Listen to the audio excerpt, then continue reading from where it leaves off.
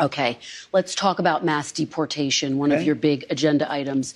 You've talked about prioritizing people who have criminal histories. Correct. But is it your plan to deport everyone who is here illegally over the next 4 years? Well, I think you have to do it. And it's a very tough thing to do. But you have to have, you have rules, regulations, laws. They came in illegally. The people that have been treated very unfairly are the people that have been online for 10 years to come into the country. And we're going to make it very easy for people to come in terms of they have to pass the test. They have to be able to tell you what the Statue of Liberty is. They have to tell you a little bit about our country. They have to love our country. They can't come out of prisons. We don't want people that are in for murder. So we had 11,000 and 13,000 different estimates, 13,099 murderers released into our country over the last 3 years. They're walking down the streets. They're walking next to you and your family, and they're very dangerous. The 13,000 figure, I think, goes back about 40 years. No, it doesn't. No, that it's within the 3-year period. figure. It's during the Biden term. No, that was a fiction that they put that out. This was done by the Border Patrol. It's 13,099, and it's during the Biden period of time. And these are murderers, many of whom murdered more than one person. You don't want those people in this country. But you're saying something, sir, that's significant. I just want to make sure I'm clear, which is that you're saying, yes, you're going to focus on the people with criminal histories, but everyone who's here illegally has to go. I'm saying this. We have to get the criminals out of our country. We have to get people that were taken out of mental institutions and put them back into their mental institution, no matter what country it is. Do you know that Venezuela, their prisons are at the lowest point in terms of emptiness that they've ever been? They're taking their people out of those prisons by the thousands, and they're drunk. And just to get back, because I know exactly what you're getting at. Number one, we're doing criminals, and we're going to do them really rapidly. We're getting the worst gang probably with MS-13, and the Venezuelan gangs are the worst in the world. They're vicious, violent people. And you see what they've done in Colorado and other places. They're taking over, literally taking over apartment complexes and doing it with impunity. They don't care. They couldn't. They just are. They're in the real estate business. The local police say that is not the case in Colorado. Oh, it's totally the case. I mean, I have it you on don't tape. believe the local police? I play it. I used to play it at my rallies every single night. No, they're breaking into doors. They're taking over the building. But sir, you and by the way, the point, the police are afraid to do anything. You raised the point that the logistics are complicated. You said Sure it yourself. But everything's complicated. Yeah, you mean you need 24 times more ICE detention capacity just to deport 1 million people per year, not to mention more agents, more judges, more planes. Is it realistic to deport everyone who's here illegally? You have no choice. First of all, they're costing us a fortune. But we're starting with the criminals, and we got to do it. And then we're starting with others, and we're going to see how it goes. Who are the others?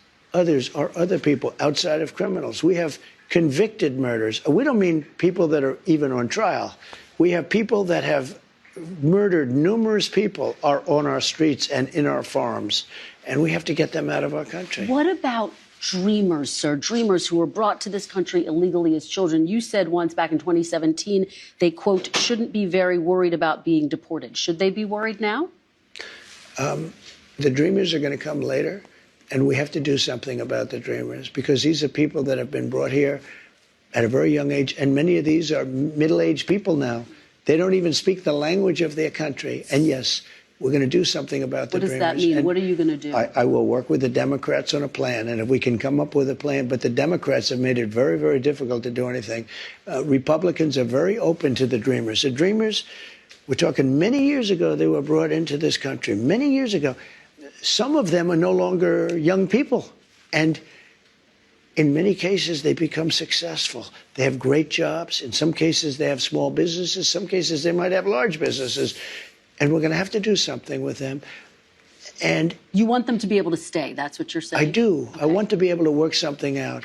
And it should have been able to be worked out over the last 3 or 4 years. And it never got worked out. Biden could have done it because he controlled, Congress to a certain extent, right? He could have done something, but they didn't do it. I never understood why, because they always seem to want to do it, but then when it comes down to it, they don't.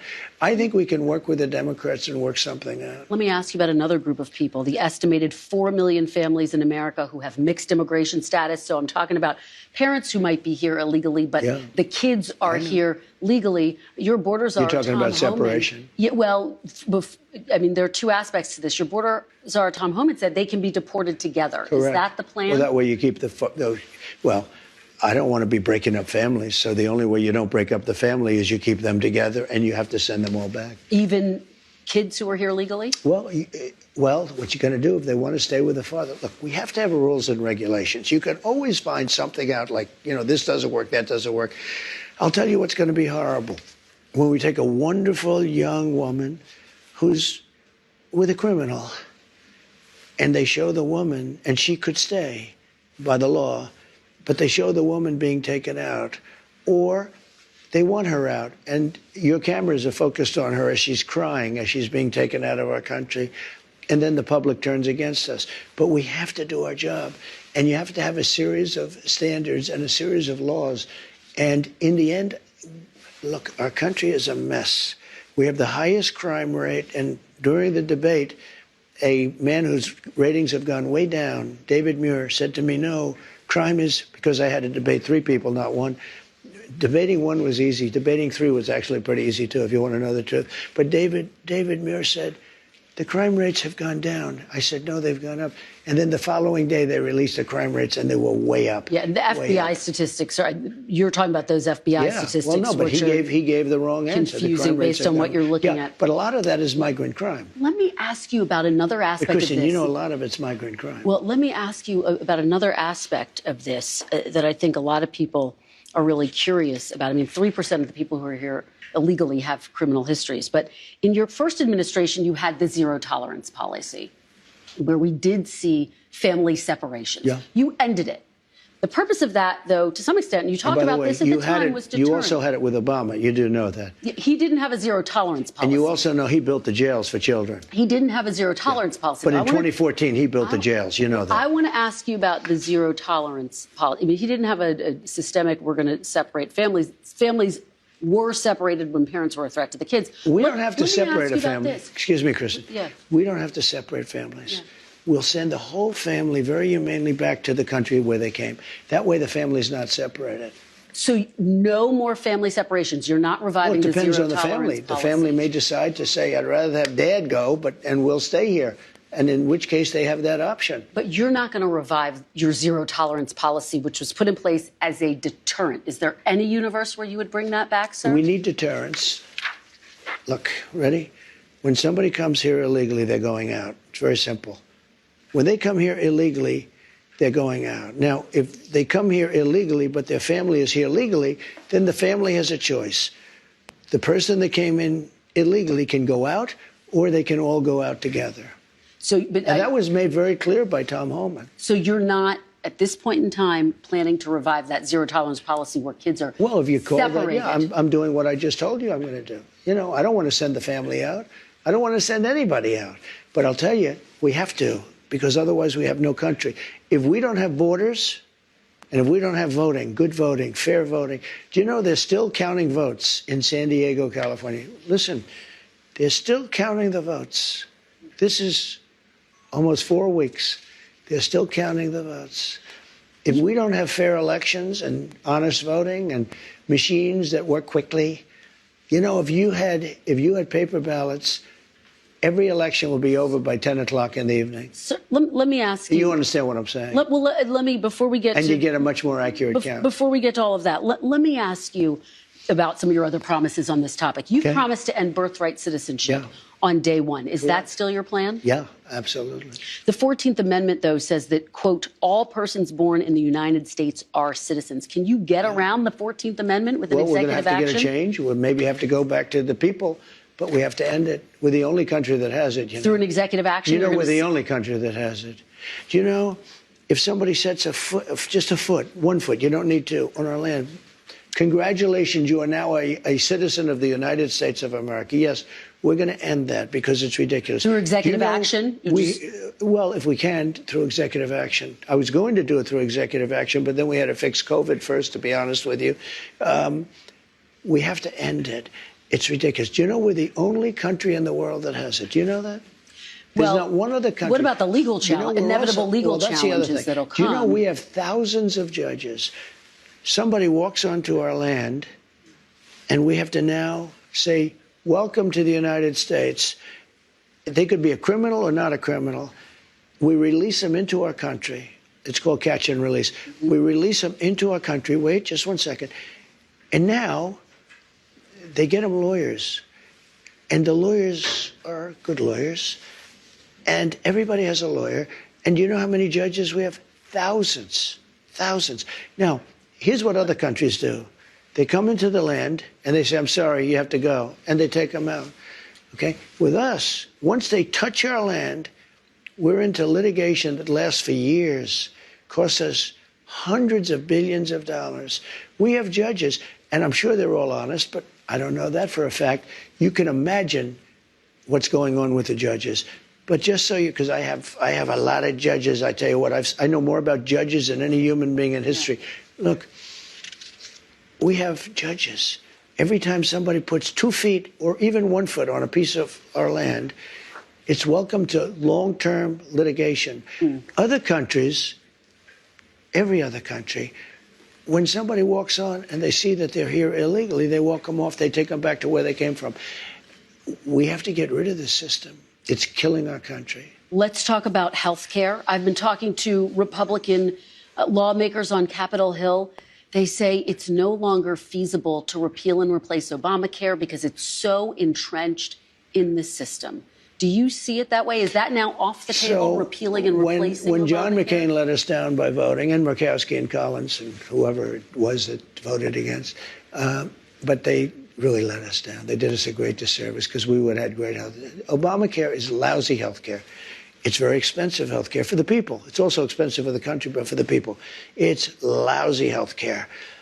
When John McCain gave his thumbs down after saying for 10 years that he wants to repeal and replace, okay?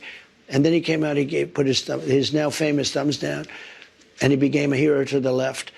Let me just tell you, if we find something better, I would love to do it. But unless we find, but one thing I have to say, I inherited Obamacare or anything else you want to go. It's got about 20 names, but I inherited it. And I had a decision to make with Health and Human Services. I had a big decision to make. Do I make it as good as we can make it, or do I let it rot? And a lot of political people said, let it rot and let it be a failure. I said, that's not the right thing to do. And I had very good people in the medical area that handled that. And I said, what do you want to do? He said, we really have an obligation to make it as good as we can. And we did. We made it as good as we can make it. Instead of making it bad where everybody would be calling for its repeal, I made it so that it works. Now, but you did try to overturn it, sir. Well, it's lousy. You did try to overturn it. You did have your Justice Department try to direct the Supreme Court to overturn it. We got a little bit of a surprising opinion, to be honest with you. If it would have been overturned, we would have had much better health care right now. But right now, we have something that I made the best of. I could have made the worst of it, and it would have fallen by the wayside. I did the right thing from a human standpoint. But, you know, I'm sort of proud of my decision. At the same time, sometimes I regret it. I told the people, and I gave them the money to do it. I said, fix it, make it work, because people would have suffered. But it's too bad that they voted no. I wish John McCain, he fought for 10 years on replacing Obamacare, for 10 years, and then he voted against. Nobody understands it. Sir, you said during the campaign you had concepts of a plan. Do you have an actual plan at this point for health care? Yes, we have concepts of a plan that would be better. Still just concepts? Do you have a fully developed plan? Let me explain. We have the biggest healthcare companies looking at it. We have doctors. We're always looking because Obamacare stinks. It's lousy. there are better answers. If we come up with a better answer, I would present that answer to Democrats and to everybody else, and I do something about it. But until we have that, or until they can approve it, but we're not going to go through the big deal. I am the one that saved Obamacare, I will say, and I did the right thing. I could have done the more political thing and killed it, and all I had to do is starve it to death. You did try to have your Justice Department effectively kill it, though, No. sir.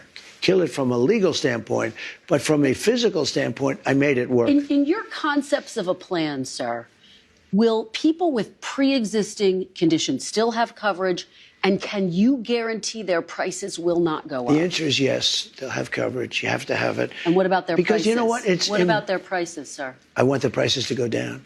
I want to have better health care for less money. And there are ways of doing it, I believe. And I have the smartest people in that world. You know, that's a separate world unto itself. I have the smartest people in that world looking at it and trying. And if they come up with something, I will present it.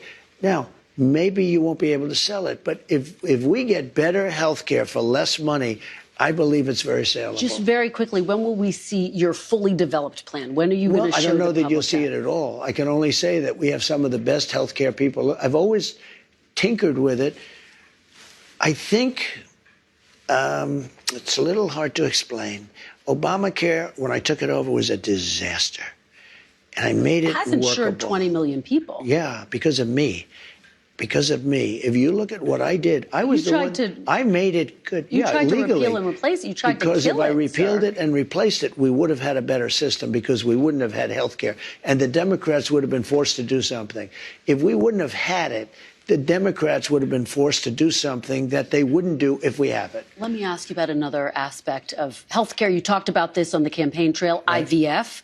You promised free IVF for all who want it, either through the government or through mandates with insurance companies. I've been hearing from Republican senators, some of them, who say they're not going to support that plan. How are you going to get that passed? Well, we're going to see. We want them to pay, ideally the insurance companies to pay for it, the fertilization. I came out very early for a Republican especially, and I think they were looking for my guidance, my great wisdom, right? They were looking for it. And I got a call from Katie Britt, who's a terrific person, senator from Alabama, and she said, sir, we just had a really negative ruling from a judge in Alabama, conservative judge, that all of these clinics had to be closed. And she said, and she went into great detail, and she said people are devastated over it. And after literally speaking to her for 5 minutes, I issued an order, really an order in a sense, and it was a statement from the Republican Party that we are all for IVF and fertilization. Okay. The Alabama legislature met the following day and passed it. It was a beautiful thing to see. And I consider myself to be the father of IVF in a certain way. And the Republicans were very strong on the issue. But, sir, I want to understand where it falls in your list of priorities. I mean, is this something we can expect to see you try to move on in the first 100 days? We're going to be talking about it, and we're going to be seeing. We have a lot of other things. I have tax cuts. You know, we'll be submitting in either the first or second package to Congress the extension of the tax cuts. So that might very well be in there, or it'll come sometime after that. Let's talk about abortion, sir. You have taken responsibility for overturning Roe v. Wade. You've said that abortion is now a state issue. There are steps that you could take, though, as president, to restrict abortion through executive action without Congress. More than half of abortions in this country are medication abortions. Will you restrict the availability of abortion pills when you're in office? I'll probably stay with exactly what I've been saying for the last 2 years, and the answer is no. You commit to that? Well, I commit. I mean, do things change? I think they change. I hate to go on shows like Joe Biden. I'm not going to give my son a pardon. I will not, under any circumstances, give him a pardon. I watched this, and I always knew he was going to give him a pardon, and so I don't like putting myself in a position like that. So things do change, but I don't think it's going to change at all. Okay.